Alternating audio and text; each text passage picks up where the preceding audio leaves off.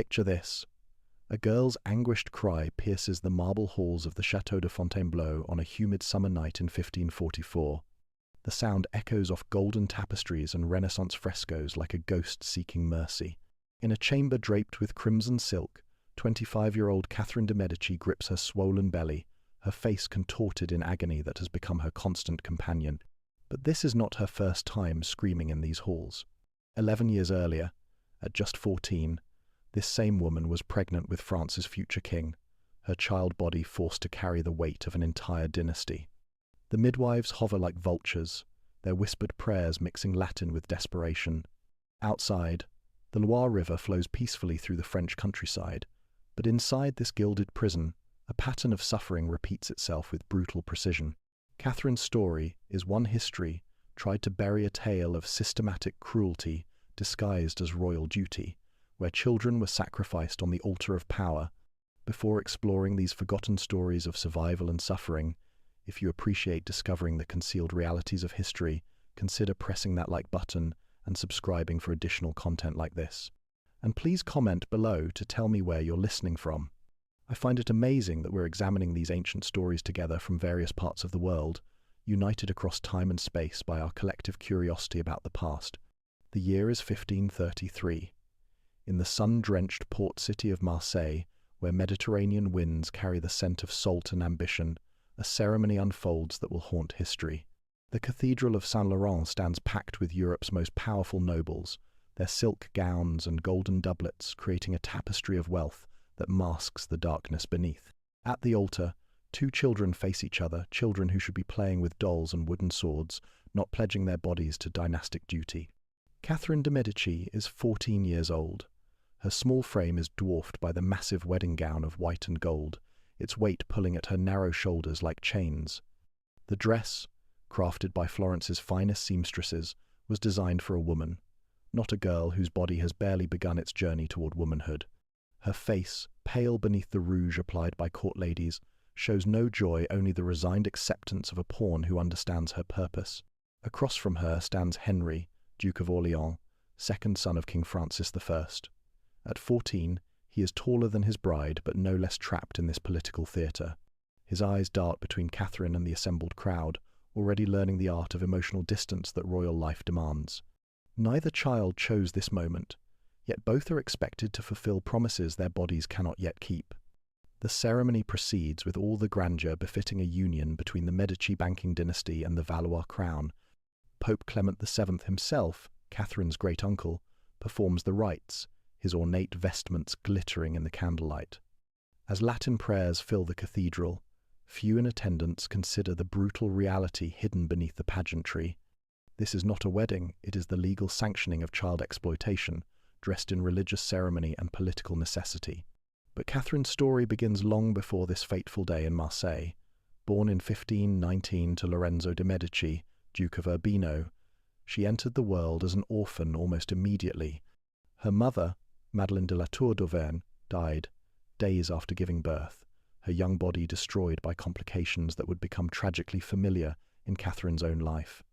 Lorenzo himself died when Catherine was barely a week old, leaving her in the care of relatives who saw her not as a grieving infant, but as a valuable political commodity. The Medici name carried both prestige and infamy across Renaissance Europe. As bankers to popes and princes, they had accumulated vast wealth and influence, but their rise was built on manipulation, assassination, and betrayal. Catherine inherited not just their fortune, but their reputation for ruthlessness, a reputation that would both protect and damn her throughout her life. Her childhood in Florence was marked by constant upheaval. The city-state's politics shifted like Mediterranean storms, with the Medici repeatedly exiled and restored to power. Catherine learned early that survival meant adapting, watching, and remembering every slight, every alliance, every betrayal. By age 8, she had witnessed 3 different governments rise and fall, each transition accompanied by violence that stained the marble streets with blood. The Florence of Catherine's youth was a city at war with itself. In 1527, when she was just 8 years old, Republican forces expelled the Medici from power once again. Catherine found herself trapped in the convent of Santa Lucia, essentially held hostage by the new government. For 2 years she lived behind convent walls while politicians debated her fate. Some demanded her execution, arguing that Medici blood was too dangerous to preserve. Others proposed marriage to minor nobility, effectively erasing her claim to power. Still others suggested selling her to foreign courts as a political bargaining chip. During these convent years, Catherine received an education that would prove invaluable in her later life. The nuns, many of whom were daughters of noble families themselves, taught her not just Latin and theology, but the subtle arts of observation and manipulation. She learned to read faces, to detect lies, to present different versions of herself depending on her audience. Most importantly, she learned to mask fear and vulnerability behind a facade of calm acceptance. The siege of Florence in 1530 brought new horrors to Catherine's young life. Republican forces, desperate to maintain their grip on power, threatened to expose her naked on the city walls as a target for imperial cannons. This threat, made when Catherine was 11 years old, reveals the complete dehumanization she faced from all sides of the political spectrum. Her body was not seen as that of a child deserving protection, but as a symbol to be deployed or destroyed based on political expedients. When Pope Clement VII finally negotiated her release from the convent in 1530, Catherine was no longer the innocent child who had entered those walls. At 11, she had learned that her body was public property, that her life was subject to the whims of men she had never met, and that survival required constant vigilance. The reunion with her great-uncle in Rome was not the joyful family gathering it appeared to be, but another transaction in the ongoing commodification of her existence. The papal court in Rome, where Catherine spent the 3 years before her marriage, was a hotbed of political intrigue and sexual corruption. Pope Clement VII, despite his religious position, maintained mistresses, fathered illegitimate children, and orchestrated political assassinations with casual brutality. Catherine witnessed cardinals purchasing their positions, observed diplomatic negotiations that treated human lives as currency, and learned that power was the only reliable protection against exploitation. Her education during these Roman years was carefully crafted to prepare her for her ultimate role as a breeding vessel for European nobility. She received instruction in multiple languages not for intellectual enrichment, but to facilitate communication with potential husbands from various nations. She learned court etiquette, dancing, and music, all designed to make her an attractive marriage prospect. Most significantly, she received detailed instruction about her future duties as a wife, education that included explicit information about sexual performance and fertility optimization. When Pope Clement VII, her great-uncle Giulio de' Medici, proposed her marriage to Henry of France, Catherine was not consulted. At 13, she was summoned to Rome and informed that her body, her womb, her entire future had been traded for political advantage. The marriage would cement an alliance between France and the Papal States, securing Medici interests while providing France with banking connections and potential heirs. The negotiations surrounding Catherine's marriage reveal the calculating brutality of Renaissance politics. Papal envoys discussed her fertility potential like livestock breeders evaluating a mare. French ambassadors demanded guarantees about her ability to produce male heirs, as if her 14-year-old body came with a warranty. Medical examinations, humiliating and invasive, were conducted to ensure she could fulfill her primary function as a royal breeding vessel. These medical examinations, documented in Vatican archives, provide disturbing insights into how completely Catherine's personhood had been erased in favor of her reproductive potential. Physicians examined her pelvis, breast development, and menstrual cycle, producing reports that discussed her body in purely mechanical terms. Her emotional state, her personal desires, her fears about the future, none of these factors appeared in the official negotiations. The dowry arrangements further emphasized Catherine's commodified status. Pope Clement VII promised not just gold and political alliance, but specific guarantees about Catherine's fertility and health. If she failed to produce children within a specified time frame, portions of the dowry could be reclaimed. If she died in childbirth, replacement arrangements had already been negotiated. The marriage contract treated her death as a business contingency rather than a human tragedy. On the 28th of October, 1533, the marriage was consummated. Historical records, written by court physicians and chroniclers, provide disturbing details about this night. Catherine, barely 5 feet tall and weighing perhaps 90 pounds, was expected to perform marital duties with Henry, whose own physical development was more advanced. The French court celebrated the successful consummation as a political victory, while Catherine lay bleeding in silk sheets, her childhood officially ended by royal decree. The physical trauma of the consummation was compounded by its public nature. Court protocol required witnesses to verify that the marriage had been properly completed, meaning Catherine's first sexual experience occurred with observers documenting her pain and Henry's performance. The bloodied sheets were preserved as evidence, displayed to confirm her virginity had been appropriately transferred to French ownership. The immediate aftermath of the wedding night set a pattern that would define Catherine's early years in France. She was no longer Catherine de' Medici, the Florentine orphan. She was now Dauphine Catherine, property of the French crown, valued only for her potential to produce heirs. Her Italian accent, her foreign customs, her very identity became sources of mockery among French courtiers who viewed her as an interloper from a merchant family. The French court's treatment of Catherine in these early months revealed the deep xenophobia and class prejudice that would haunt her throughout her time in France. Despite the Medici family's immense wealth and political power, French nobility dismissed them as mere bankers, commoners who had purchased titles rather than inherited them through generations of noble blood. Catherine found herself caught between two impossible positions, too foreign to be accepted by French courtiers, but too committed to France to maintain connections with her Italian heritage. The cultural shock of transitioning from Italian to French court life cannot be overstated. Catherine had grown up in Renaissance Florence, where intellectual discourse, artistic patronage, and cultural refinement were highly valued. The French court, while magnificent in its displays of wealth, operated according to different principles of hierarchy, protocol, and social interaction. Catherine's attempts to introduce Italian customs or express Italian artistic preferences were interpreted as evidence of her fundamental foreignness and unsuitability for French royal life. Within 6 months of her marriage, Catherine's body began showing signs of pregnancy. The transformation was both miraculous and horrifying. Miraculous, because it proved her value to the crown.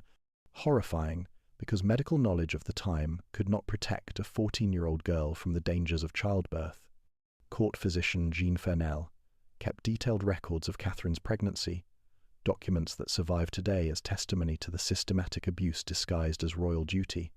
His journal entries describe a girl whose pelvis had not yet widened for childbirth, whose nutritional needs were ignored in favor of court etiquette, whose emotional state deteriorated as the pregnancy progressed. The young Dauphine shows signs of melancholia, Fernel wrote in March 1534. Her appetite diminishes daily, and she weeps frequently when she believes herself unobserved. The child she carries sits high in her belly, pressing against her ribs with such force that she struggles to draw breath. I have recommended increased rest, but the Queen insists she maintain her court appearances to demonstrate the vitality of the Valois line. The French court, led by Queen Eleanor of Austria, viewed Catherine's pregnancy as entertainment. Noble ladies gathered to observe her changing body, making wagers about the baby's gender, and debating whether her small frame could survive delivery. These conversations took place in Catherine's presence, as if she were a curiosity rather than a frightened child facing mortal danger. The medical treatments Catherine received during her pregnancy reveal the barbaric state of Renaissance obstetric care. Physicians prescribed mercury-based compounds to strengthen the womb, administered regular bloodlettings to balance her humors, and forced her to consume wine mixed with powdered unicorn horn, a supposed fertility enhancer that was actually ground narwhal tusk laced with toxic minerals. These treatments, rather than protecting mother and child, actively poisoned Catherine's developing body and compromised the baby's growth. Court records detail the specific dietary restrictions imposed on Catherine during pregnancy. She was forbidden from eating certain foods considered too heating for pregnant women, including fresh fruits, vegetables, and lean meats that would have provided essential nutrients. Instead, she was fed a diet of salted pork, heavy wines, and sugar-laden pastries that satisfied court traditions while devastating her nutritional needs. Her visible weight loss during pregnancy, documented in contemporary portraits, reflects this systematic malnourishment disguised as medical care. Catherine's pregnancy occurred during one of France's coldest winters in memory. The Loire Valley froze solid, and even the Grand Chateau struggled to maintain warmth. Catherine, whose metabolism was already strained by pregnancy, suffered severely from the cold. Her hands developed chilblains, Her feet swelled despite the freezing temperatures, and her body's attempts to nourish both herself and the growing child left her visibly malnourished. The living conditions Catherine endured during her pregnancy were deliberately designed to demonstrate her subservience to French authority. She was assigned quarters in the oldest, dampest wing of Fontainebleau, where stone walls wept with moisture and fireplaces provided insufficient heat. Her Italian servants were dismissed and replaced with French attendants who spoke no Italian, further isolating her from any source of comfort or familiar support. The psychological toll was equally devastating. Catherine spoke little French when she arrived at court, and her pregnancy isolation made learning the language even more difficult. She found herself trapped in a foreign land, surrounded by people who viewed her primarily as a breeding vessel, unable to communicate her fears or needs effectively. Letters she wrote to relatives in Italy, intercepted and preserved in Vatican archives, reveal a depth of despair that court records intentionally concealed. "I dream each night of Florence," she wrote to her cousin in December 1534. "In my dreams, I am still a child playing in the Palazzo Medici gardens, chasing butterflies among the lemon trees. But I wake to this cold castle, to this body that no longer feels like my own, to the knowledge that I may die bringing forth France's future. If death takes me, remember that I was once just Catherine, not this creature they have made me become." The court's treatment of Catherine during her pregnancy extended beyond mere neglect into active cruelty. When she experienced morning sickness so severe that she could not attend court functions, nobles spread rumors that she was feigning illness to avoid her duties. When she requested Italian foods that might ease her nausea, the kitchen staff was ordered to refuse her requests as evidence of her insufficient commitment to French customs. Every aspect of her pregnancy became an opportunity for the court to assert dominance over the foreign interloper they had been forced to accept. Henry's behavior during Catherine's pregnancy established patterns that would torment her for decades. Rather than providing support during her vulnerable state, he began openly pursuing other women at court, making his preferences clear to anyone who cared to observe. The message was unmistakable. Catherine's value lay solely in her ability to produce children, and once that function was being fulfilled, she became superfluous to his personal interests. Telling and preparing this story took us a lot of time, so if you are enjoying it, subscribe to our channel. It means a lot to us. Now back to the story. As Catherine's pregnancy advanced, the physical challenges multiplied exponentially. Renaissance medical knowledge, while advanced for its time, was still primitive by modern standards. Physicians had no understanding of prenatal nutrition, no knowledge of pregnancy-related complications, and no effective pain management techniques. Catherine's youth made every aspect of pregnancy more dangerous, yet court protocols demanded she maintain appearances regardless of her physical suffering. The superstitions surrounding Catherine's pregnancy reveal the medieval mindset that still dominated Renaissance medical practice. Court astrologers were consulted about the most auspicious timing for the birth, while physicians debated whether the child's gender could be influenced by the mother's diet, sleeping position, or emotional state. Catherine was subjected to bizarre rituals designed to ensure male offspring, including sleeping with iron implements under her mattress and consuming specific combinations of herbs at precise lunar phases. Religious pressure added another layer of torment to Catherine's pregnancy experience. As a member of the Medici family, she carried the stigma of association with various papal scandals and corrupt practices. French clergy used her pregnancy as an opportunity to demand public displays of piety and penitence, forcing her to participate in lengthy religious ceremonies despite her physical discomfort. These demands were presented as spiritual necessities, but they functioned as additional methods of asserting French dominance over the Italian interloper. The isolation Catherine experienced during her pregnancy was carefully orchestrated to prevent her from developing any independent power base within the French court. She was forbidden from corresponding privately with Italian relatives, prevented from receiving Italian visitors, and denied access to Italian books or cultural materials that might have provided emotional comfort.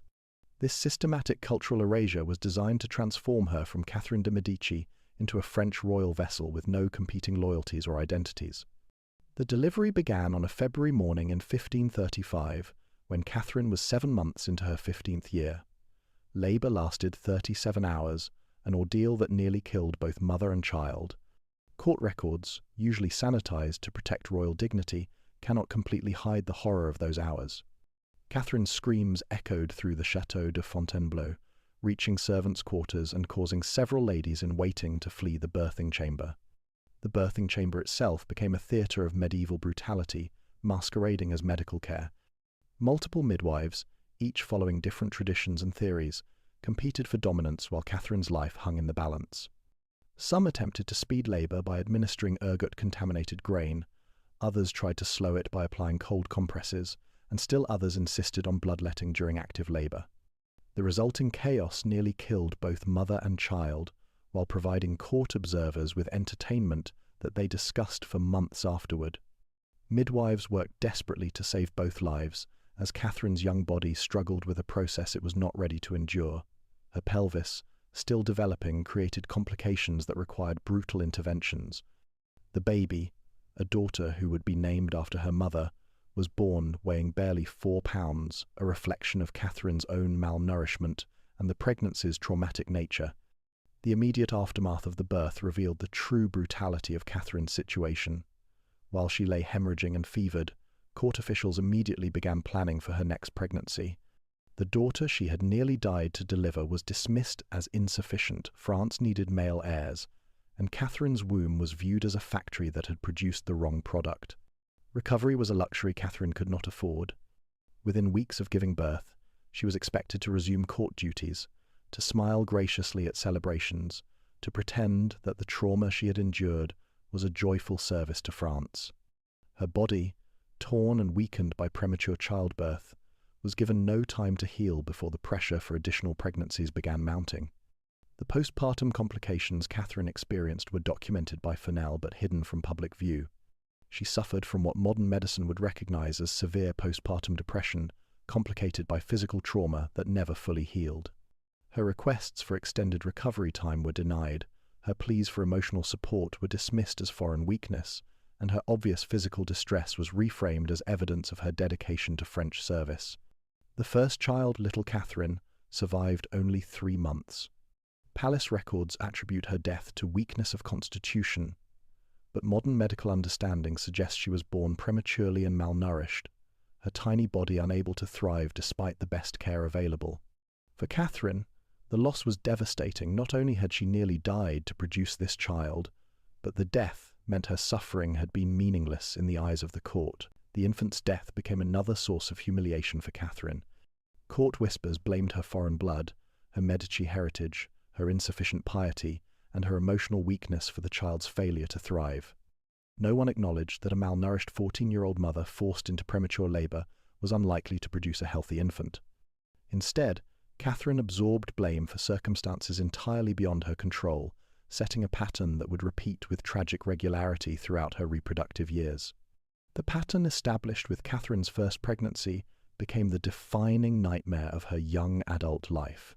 Between 1,535 and 1,544, she endured 7 pregnancies, each one taking a greater toll on her physical and psychological health. The French court, desperate for male heirs to secure the Valois succession, viewed Catherine's body as a battleground where dynastic dreams played out in blood and suffering.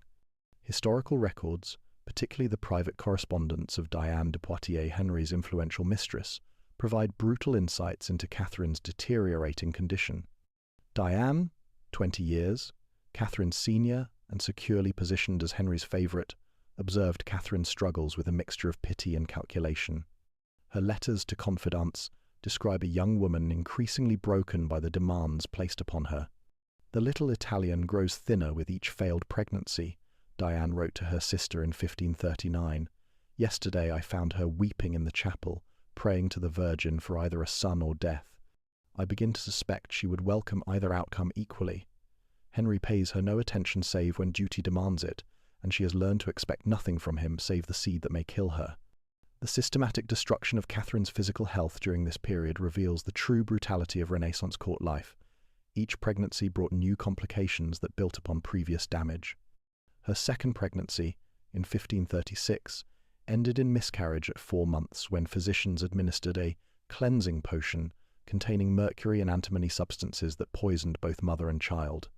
The court blamed Catherine's weak Italian constitution rather than acknowledging the toxic treatments they had forced upon her. Court physicians, lacking understanding of pregnancy complications, blamed Catherine's foreign constitution and prescribed treatments that made subsequent pregnancies even more dangerous. She was fed mercury-based medicines, subjected to bloodletting during pregnancy, and forced to wear restrictive clothing that compressed her growing belly.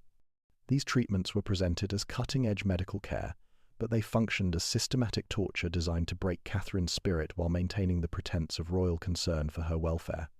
The third pregnancy, in 1537, produced another daughter who died within days.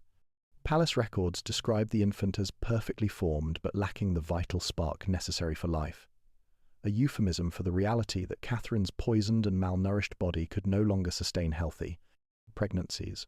The court's response was not to examine their treatment of Catherine, but to increase pressure for additional attempts at producing male heirs. The fourth pregnancy, in 1538, ended in stillbirth after Catherine fell from her horse during a court hunt, an event orchestrated by nobles who resented her continued failure to produce male heirs. The accident was carefully planned.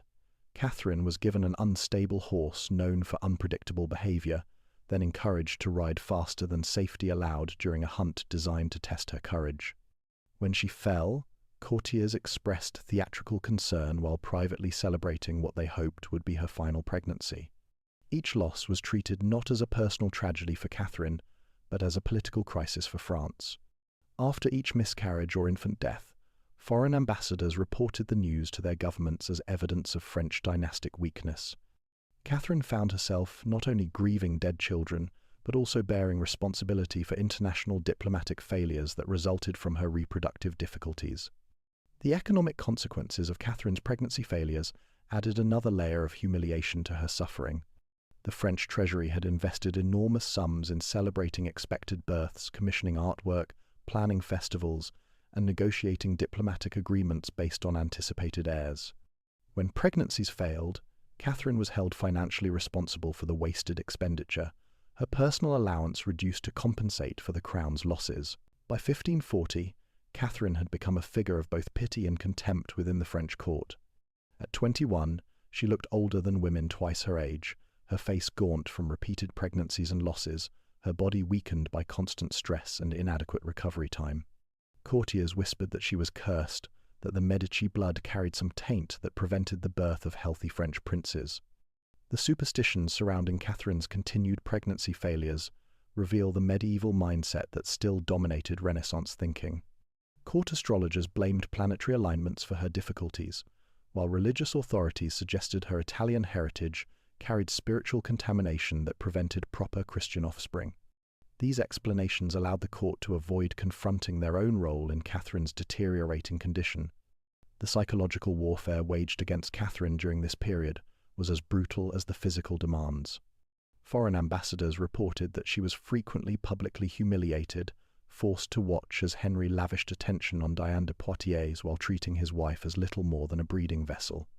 Catherine's letters from this period, written in a mixture of Italian, French, and Latin, reveal a woman on the edge of complete breakdown. "I no longer recognize the person I see in mirrors," she wrote to her old nurse in Florence in 1541. "My body has become a graveyard where France's children come to die. I dream of the babies I have lost, their tiny faces pale as winter frost. Sometimes I wake believing I still carry them, my arms reaching for children who exist only in my memory." The isolation Catherine experienced during her years of pregnancy failures was carefully orchestrated to prevent her from developing any support network that might challenge French authority. She was forbidden from corresponding with Italian physicians who might have provided better medical care, denied access to Italian midwives who understood different birthing techniques, and prevented from consulting with other foreign queens who had faced similar challenges. Court protocols during this period actively discouraged any expression of grief or emotional vulnerability from Catherine. She was expected to maintain cheerful composure at public events, to congratulate other noble women on successful pregnancies, and to participate in celebrations that mocked her own failures. This forced performance of joy while experiencing repeated trauma created a psychological dissociation that would mark Catherine's personality for the remainder of her life. The financial manipulation Catherine faced during her reproductive struggles reveals another dimension of court cruelty. Her personal expenses were scrutinized and criticized whenever pregnancies failed, Luxury items were confiscated as evidence of insufficient devotion to motherhood, while necessary medical treatments were delayed or denied as punishment for previous failures. She learned to hoard resources and information, skills that would serve her well when she eventually gained political power. The turning point came in 1544, when Catherine, now 25 but appearing decades older, achieved what the French court had demanded for 11 years. She delivered a living son. Francis, named for his grandfather the king, survived the dangerous early months and began to thrive. The court's celebration was unprecedented. Catherine was finally proven worthy of her position, finally justified in the eyes of those who had tormented her for over a decade. The circumstances surrounding Francis's successful birth reveal how completely Catherine had learned to manipulate court systems for her own survival. She secretly consulted Italian physicians who provided better medical care, arranged for experienced Italian midwives to assist with the delivery, and used Medici banking connections to obtain superior nutrition and medical supplies. Most importantly, she had learned to conceal these arrangements from French courtiers who would have sabotaged them out of xenophobic spite. But the cost had been devastating. Medical examinations conducted after Francis's birth revealed that Catherine's body had been permanently damaged by years of premature pregnancies and traumatic deliveries. Her physician's private notes, discovered centuries later in Vatican archives, describe internal scarring, chronic pain, and nutritional deficiencies that would affect her for the remainder of her life. The transformation in court attitudes following Francis's birth was as dramatic as it was hypocritical. Nobles who had mocked Catherine's failures now competed to curry favour with the woman who had produced France's heir. Foreign diplomats revised their assessments of French dynastic stability, while religious authorities proclaimed Catherine's success as evidence of divine favour finally granted to the converted Italian. More significantly, the woman who emerged from this ordeal was fundamentally different from the frightened 14-year-old who had arrived from Florence. Catherine had learned that survival required ruthlessness, that power was the only protection against exploitation, and that those who controlled information controlled everything. The broken girl became a calculating woman who would eventually orchestrate some of the most complex political maneuvers in European history. The final pregnancies came in rapid succession, Henry in 1545, Claude in 1547, and others following. Each birth was easier than the early traumatic deliveries, but Catherine's approach had changed completely. She now managed her pregnancies like military campaigns, controlling every aspect of court life to ensure her children's survival and her own political security. Catherine's management of her later pregnancies demonstrates how completely she had mastered the systems that had nearly destroyed her. She cultivated networks of loyal physicians, midwives, and servants who owed their positions to her patronage rather than French court appointment. She established secure supply chains for medical materials and nutritional supplements that bypassed official court channels. Most importantly, she developed intelligence networks that allowed her to anticipate and counter political threats to her reproductive success. By 1550, Catherine had transformed from victim to survivor to manipulator. When King Francis I died and Henry ascended to the throne, Catherine became Queen of France not just in title, but in power. She had learned to use her tragic history as a weapon, her suffering as justification for the ruthless decisions that would define her reign. The woman who had once wept helplessly as courtiers mocked her foreign origins now commanded those same nobles with iron authority. Her lost children became political symbols, her near-death experiences transformed into evidence of her dedication to France. Most importantly, she had learned that in a world that viewed women as expendable, survival required becoming indispensable. Catherine's methods of consolidating power reveal how her reproductive trauma had shaped her understanding of political reality. She identified and eliminated courtiers who had participated in her earlier humiliation, often using information gathered during her years of enforced observation. She rewarded those who had shown her kindness or respect, building loyalty through carefully calculated generosity. Most importantly, she established systems of control that ensured no woman in her position would ever again face the systematic abuse she had endured. Catherine's story reaches its culmination not with revenge, but with transcendence. The girl who had been broken by forced motherhood became a queen who redefined the possibilities of female power in Renaissance Europe. Her methods were often brutal, her decisions sometimes horrific, but her journey from victim to victor remains one of history's most remarkable transformations. In 1559, when Henry died in a tournament accident, Catherine became regent for her young son, Francis II. At 40, she held more real power than any woman in Europe, commanding armies, negotiating with foreign powers, and shaping the future of nations. The scared child who had once feared each pregnancy might kill her had become a political force capable of ordering executions, arranging marriages, and manipulating the religious wars that would define the next century. Standing in the throne room of the Louvre, surrounded by the same type of courtiers who had once mocked her, Catherine represented both triumph and tragedy. She had survived the systematic cruelty that destroyed countless other young women, but the cost had been her innocence, her trust, and ultimately her humanity. The woman who ruled France was forged in the fires of early motherhood, shaped by losses that would have broken lesser spirits. Her legacy is complex, part victim, part survivor, part monster. But beneath the political calculations and ruthless decisions lay the memory of a 14-year-old girl who had been forced to carry France's future before her own body was ready for such weight. That girl's suffering became the foundation for a reign that changed the course of European history, proving that sometimes the greatest power comes from surviving the unsurvivable. The irony of Catherine's ultimate triumph cannot be overlooked. The court that had systematically tortured her in the name of producing heirs eventually found itself ruled by the woman whose suffering they had orchestrated. The nobles who had wagered on her death during childbirth lived to see her determine their fates. The physicians who had poisoned her with mercury treatments found their careers dependent on her favor. Catherine's rise to power was not just personal vindication, it was historical justice delivered by the very woman the system had tried to. Catherine de' Medici died in 1589, having outlived most of her children and all of her contemporaries. Her tomb in the Basilica of Saint-Denis bears witness to a life that spanned nearly 70 years, but it cannot capture the full scope of her journey from exploited child to powerful queen. Modern historians, equipped with better understanding of adolescent development and pregnancy complications, recognize Catherine's early experiences as systematic child abuse disguised as royal duty. Her story illuminates the broader pattern of how Renaissance society consumed young girls in the service of dynastic politics, treating children's bodies as resources to be exploited rather than lives to be protected. The medical records, personal letters, and court documents surrounding Catherine's early pregnancies provide disturbing evidence of how normalized such exploitation had become. Her suffering was not unique. Countless other noble girls endured similar ordeals, though few left behind such detailed records of their experiences. Catherine's transformation from victim to powerful ruler offers both inspiration and caution. Her survival required developing characteristics that modern observers might consider ruthless or even monstrous. The woman who ordered the street.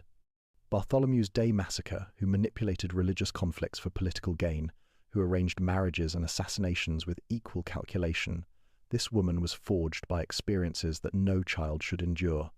Yet her story also demonstrates the remarkable resilience of the human spirit.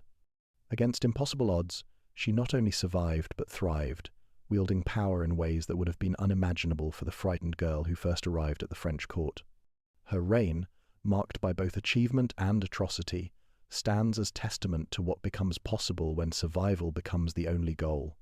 The artifacts of Catherine's early life, the marriage contracts, medical records, and personal correspondence survive in archives across Europe, waiting for historians willing to confront the uncomfortable truths they contain. Her story challenges sanitized versions of Renaissance history that focus on artistic achievement while ignoring the human cost of political power. In our modern understanding, Catherine de' Medici represents both individual triumph and systemic failure. Her personal victory over impossible circumstances cannot obscure the broader tragedy of a society that routinely sacrificed children to maintain political structures. Her story serves as both inspiration for survivors and warning about the long-term costs of normalizing exploitation. The girl who was pregnant at 14 with France's future king became a woman who shaped that future in ways no one could have predicted. Her legacy remains complex, controversial, and ultimately human, a reminder that history's most powerful figures often emerge from its deepest tragedies. If you enjoyed the story of Catherine de' Medici, I handpicked this next story that you will enjoy. Please don't miss this one. Click here to watch it.